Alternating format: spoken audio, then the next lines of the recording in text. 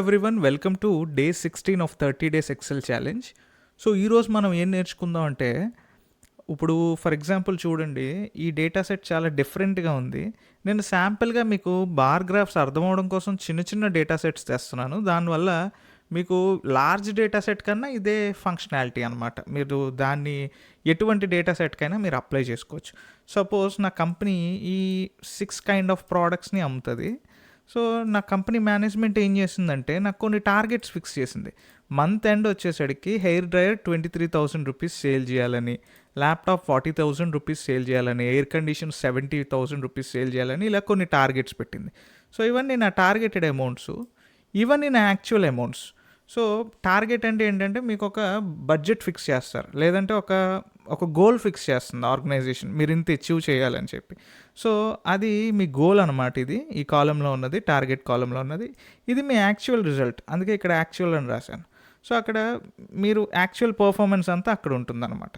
So ఇప్పుడు ఈ టార్గెట్లో మీరు ఎంత అచీవ్ చేశారు అనేది మీకు ఒక బార్ గ్రాఫ్లో మీకు ఈజీగా విజువలైజేషన్ చేసుకోవడం గురించి నేను ఈరోజు మీకు ఎక్స్ప్లెయిన్ చేస్తాను. సో ఈజీగా దాన్ని, మీ టార్గెట్ని మీరు ఎలా ట్రాక్ చేసుకోవచ్చు, టార్గెట్లో ఎంత % అచీవ్ అయ్యారు అనేది మీకు జనరల్గా మీటర్లో చూపిస్తుంది కదా డాష్బోర్డ్స్లో. సో ఆ కైండ్ ఆఫ్ నేను విజువలైజేషన్ చూపిస్తాను, చూడండి. So first of all me data అంతటిని సెలెక్ట్ చేసుకోండి. సెలెక్ట్ చేసుకుని సేమ్ నిన్నట్లాగే ఇన్సర్ట్లోకి వెళ్ళి ఇది చూడండి. ఇక్కడ ఈసారి మీకు ఇదంతా అలవాటైంది కాబట్టి చార్ట్స్లోంచి డైరెక్ట్గా ఇదిగోండి, ఇది బార్ చార్ట్కి సంబంధించింది. సో ఇక్కడ మీరు డ్రాప్ డౌన్ క్లిక్ చేస్తే రకరకాల బార్ చార్ట్స్ అన్నీ కనిపిస్తాయి.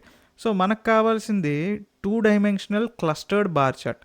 మీకు ఒకవేళ ఈ పేర్లు గుర్తులేవనుకోండి, పెద్ద నష్టమేం లేదు. ఒకసారి దాని మీద మీరు ఇలా హావర్ చేశారనుకోండి మౌస్ని, అక్కడ ఎక్సెల్ఏ పేరు చూపిస్తుంది.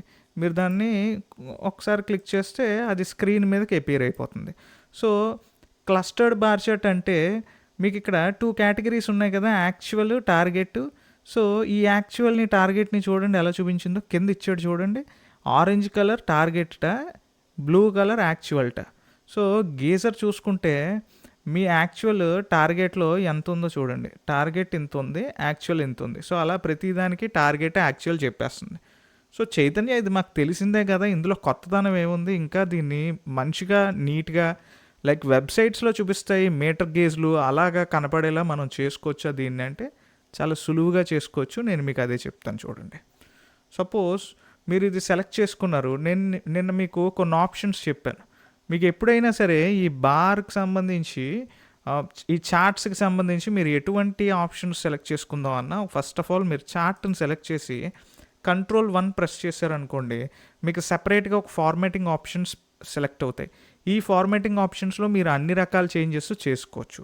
సో సపోజ్ నేను ఇక్కడ ఈ బార్ని సెలెక్ట్ చేస్తున్నాను, మొత్తం అన్ని బార్స్ సెలెక్ట్ అయ్యాయి. సో అప్పుడు నేను ఏం చేస్తానంటే, జస్ట్ ఇక్కడికి వెళ్ళి దీని సైజు పెంచుతాను. నిన్న మనం చూసాం కదా, గ్యాప్ విడ్త్ 182% ఉంది. దాన్ని జస్ట్ నేను 50%కి తీసుకొస్తాను. చూడండి, ఆటోమేటిక్గా ఆ రెండింటి మధ్య గ్యాప్ అనేది తగ్గింది. ఈ రెండు కూడా కొంచెం ఇందాకడ మీద కొంచెం పెద్దగా కనిపిస్తున్నాయి. సో అలాగే ఈ కలర్ అనేది చూడండి, ఈ కలర్ కూడా మార్చుకోవచ్చు. నాకు ఆరెంజ్ నచ్చలేదు, ఇంకో డల్ కలర్ ఏదో పెట్టుకుందాం అనుకుంటున్నాను. నేను ఆ డల్ కలర్ కూడా పెట్టుకోవచ్చు. కానీ నేను ప్రస్తుతానికి దాన్ని అలా ఆరెంజ్లోనే వదిలేస్తున్నాను. నేనేం చేద్దాం అనుకుంటున్నానంటే, ఇక్కడ ఈ టార్గెట్ అనే ఇది ఉంది కదా, ఈ బ్లూ కలర్ది చూడండి. నేను ఇక్కడ బ్లూ కలర్ బార్ మీద క్లిక్ చేసిన వెంటనే అది ఇదిగోండి యాక్చువల్ మీద హైలైట్ అయింది. అంటే ఈ బ్లూ కలర్ యాక్చువల్కి సంబంధించిన డేటా అనమాట. ఈ ఆరెంజ్ కలర్ టార్గెట్కి సంబంధించిన డేటా అనమాట. సో ఇప్పుడు మనం ఏం చేద్దాం అంటే, ఈ టార్గెట్కి కలర్ మారుద్దాం మామూలుగా. సో ఈ పెయింట్ డబ్బా దగ్గరికి వెళ్ళి ఫిల్ అనే ఆప్షన్లోకి వెళ్ళారనుకోండి, ఇక్కడ ఆటోమేటిక్గా ఆరెంజ్ సెలెక్ట్ అయ్యి ఉంది. సో మీరు అలా కాకుండా మనం పని చేద్దాం, సాలిడ్ ఫిల్లోకి వెళ్ళి ఇక్కడ ఏదైనా లైట్ కలర్ తీసుకుందాం. ఇదిగోండి లైట్ బ్లూ పెడతాను చూడండి, ఇలాగ లైట్ కలర్ బ్లూ ఒకటి తీసుకుందాం. సో లైట్ బ్లూ తీసుకున్నాక నెక్స్ట్ ఏంటంటే, ఈ కింద డార్క్ బ్లూ సెలెక్ట్ చేయండి. అంటే లైట్ బ్లూ అంతా కూడా మీ టార్గెటెడ్ సేల్స్, డార్క్ బ్లూలో చూపిస్తున్నవన్నీ కూడా మీ యాక్చువల్ సేల్స్ అనమాట.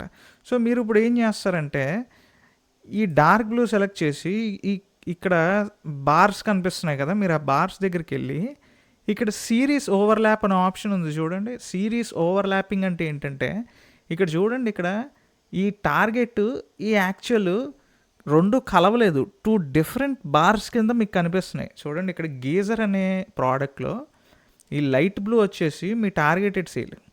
డార్క్ బ్లూ వచ్చేసి మీ యాక్చువల్ సేల్.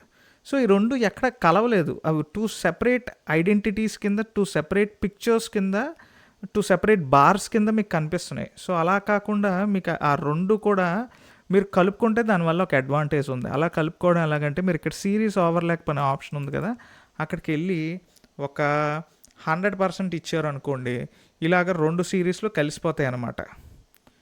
ఒక సిరీస్ మీద ఇంకో సిరీస్ ఓవర్లాప్ అయిపోద్ది. సో ఇప్పుడు మనం ఏం చేయొచ్చు అంటే మళ్ళీ ఈ కలర్ దగ్గరికి వెళ్ళి ఇక్కడ లైట్ బ్లూ ఉంది కదా, ఈ లైట్ బ్లూ కింద ఉంది డార్క్ బ్లూ. సో మనం ఈ లైట్ బ్లూని ట్రాన్స్పరెంట్ చేద్దాం. ఈ కింద ట్రాన్స్పరెన్సీ పెంచుదాం. చూడండి మీకు ఎలా కనిపిస్తుందో. మీరు ట్రాన్స్పరెన్సీ పెంచే కొద్దీ కింద ఉన్న కలర్ పైన ఉన్న కలర్ ట్రాన్స్పరెంట్ అయ్యి కింద ఉన్న కలర్ మీకు క్లియర్గా కనిపిస్తుంది. సో ఆటోమేటిక్గా మీకు ఎలా కనిపిస్తుంది అంటే చూడండి ఈ రకమైన విజువలైజేషన్ వస్తుంది. అంటే చూడండి మొత్తం ఇంత పెద్ద బార్లో ఇంత మాత్రమే మీకు ఫిలప్ అయింది. అంటే టోటల్ టార్గెట్లో గీజర్ చూసుకుంటే ఇది ఇక్కడ దాకా టోటల్ టార్గెట్ అనమాట. టోటల్ టార్గెట్లో ఇంతవరకే మనం అచీవ్ చేసాం. అలాగే డిజిటల్ కెమెరా ఇది టోటల్ టార్గెట్లో ఇంతవరకే మనం అచీవ్ చేసాం. సో ఇలా క్లియర్గా మీకు ప్రోగ్రెస్ బార్ చూపిస్తుంది చూడండి. అలాగే ల్యాప్టాప్ ఇంతవరకు అంటే ఇది చూడండి ఇక్కడ దాకా అంటే 40,000 అనమాట టార్గెట్. అందులో మనం ఇక్కడ దాకే అచీవ్ చేసాం. సో ఇలా మీరు మొత్తం టార్గెట్లో ఎంతవరకు అచీవ్ చేసామనేది ఒకే బార్ చార్ట్లో చాలా సింపుల్గా చూసుకోవచ్చు అనమాట. సో ఇలాగా మీరు నిన్న మీకు టైటిల్ అది చేంజ్ చేసుకోవడం అవన్నీ చెప్పాను కదా, దాన్ని బట్టి మీరు టైటిల్స్ అవన్నీ మార్చుకోవచ్చు. అది పెద్ద ప్రాబ్లం కాదు.